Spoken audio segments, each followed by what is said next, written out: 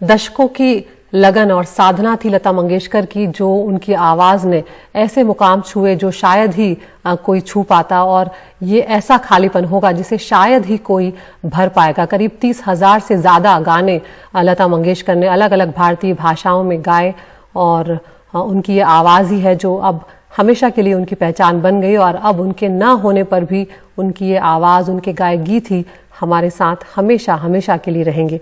आज सुबह लता मंगेशकर ने अंतिम सांस ली है। ब्रीच कैंडी अस्पताल में वो भर्ती थी।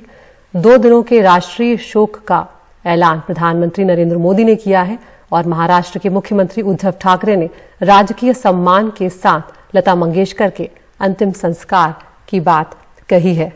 देश का सर्वोच्च सम्मान भारत रत्न, उसके अलावा पद्म भूषण, पद्म विभूषण, दादा साहब फाल्के जैसे पुरस्कारों से लता मंगेशकर को सम्मानित किया गया, और आज कहीं ना कहीं पूरा देश शोक में डूबा हुआ है।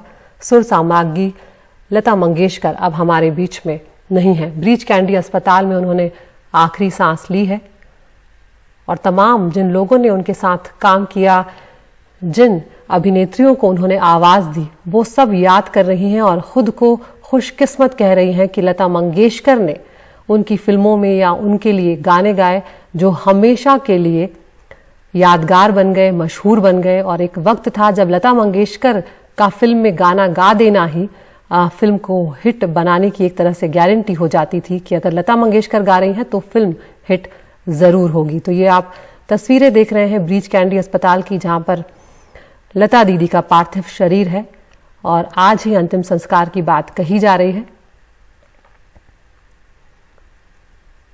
तमाम नेता, राजनेता जो है वो शोक व्यक्त कर रहे हैं, अपनी संवेदनाएं परिवार के प्रति व्यक्त कर रहे हैं। उनकी छोटी बहन आशा भोसले ने हाल ही में बताया था कि उनकी तबीयत में सुधार हो रहा है, उनकी हालत जो है वो स्थिर है। तो उसके बाद कहीं ना कहीं उम्मीद बंधी थी कि लता मंगेशकर जो है वो ठीक हो जाएंगी और वापस हम सबके बीच लौट आएंगी। लेकिन ये दुखद खबर आज आई, और हम रुक कर रहे हैं हमारे सहयोगी सोहित मिश्रा का, जो ब्रीच कैंडी अस्पताल मुंबई में मौजूद है। सोहित, क्या लता मंगेशकर का अंतिम संस्कार आज ही कर दिया जाएगा? जी बिल्कुल, देखिए अदिति, जो जानकारी मिली है उसके अनुसार मैं आपको बता दूं कि कुछ समय में जो पार्थिव शरीर है उसे यहाँ से उनके घर ले जाएगा, जो यहाँ से कुछ ही दूरी पर है, यानी 5 से 10 मिनट में वो उनके घर पहुंच सकती है। और ये कहा जा रहा है कि लगभग 12:30 बजे, जो आप मेरे पीछे देख रहे हैं, लगातार पुलिस प्रशासन यहाँ पर मौजूद है। तो वहीं पर लता दीदी जो है अस्पताल में मौजूद है, उनके जो पार्थिव शरीर है वो मौजूद है, और लगभग 12:30 बजे यहाँ से उनके पार्थिव शरीर को उनके घर ले जाया जाएगा। और जो जानकारी मिली है वो यही है कि शाम को 6:30 बजे शिवाजी पार्क में कहीं ना कहीं अंतिम संस्कार किया जाएगा, वो भी फुल स्टेट ऑनर्स, जिस तरह से लगातार कहा गया।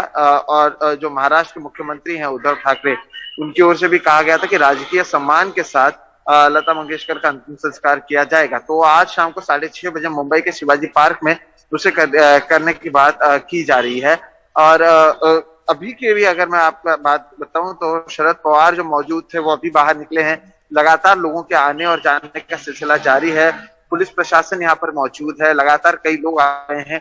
दरअसल 8 जनवरी के दिन लता मंगेशकर को इस अस्पताल में लाया गया था जब वो कोरोना संक्रमित हुई थी, और लगातार कोरोना के साथ मैं आपको बता दूं कि निमोनिया भी उनको हुआ था, और उनकी उम्र को देखते हुए डॉक्टर्स ने उन्हें आईसीयू में भर्ती किया था। लगातार वहीं पर उनका संघर्ष अब एक तरीके से आप कह सकते हैं कि जारी था। 2 बार हालांकि उन्हें वेंटिलेटर से हटाया भी गया था 2 दिन के लिए, लेकिन जैसी उनकी तबीयत बिगड़ी तो फिर से एक बार उन्हें वेंटिलेटर में रख दिया गया था।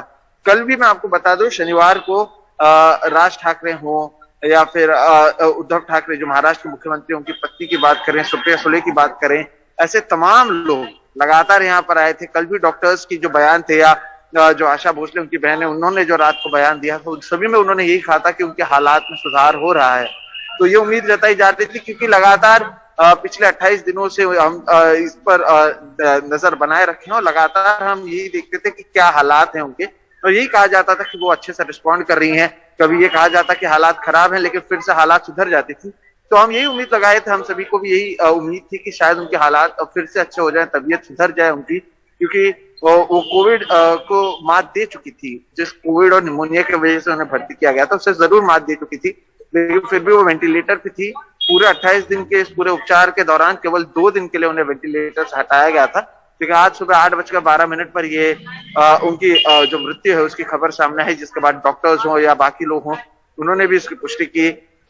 केंद्रीय मंत्री नितिन गडकरी यहाँ पर आकर गए, शरद पवार आकर गए हैं, संजय राउत आकर गए हैं, ऐसे तमाम लोग आकर जा रहे हैं। महाराष्ट्र के लिए भी मैं आपको बता दूं, मुंबई और महाराष्ट्र में भी इनके लिए एक अलग प्यार और सम्मान इसलिए भी है क्योंकि वो यहीं से आती हैं। मुंबई में जहां पर मैं मौजूद हूँ, यहाँ से पास में ही उनका घर है और काफी प्रसिद्ध जगह है, उनके नाम से ही उस इलाके को जाना भी जाता है और ये कहा जाता है कि यहाँ पर लता मंगेशकर का घर है। तो एक अलग प्यार है और यहाँ पे जितने भी आप देखेंगे जो राजनीतिक नेता हो, आप देखेंगे कि हर कोई इस पर इसलिए भी बोल रहा है क्योंकि हर किसी के जो पर्सनल ताल्लुकात भी रहे हैं। तो इस तरह के हालात मुंबई और महाराष्ट्र के लिए थे और लता मंगेशकर यहाँ पर इतनी प्रसिद्ध भी थी, तो कहीं ना कहीं इसलिए राजकीय सम्मान का ऐलान भी महाराष्ट्र सरकार की ओर से किया गया है और उस राजकीय सम्मान के साथ उनकी अंतिम संस्कार की जाएगी।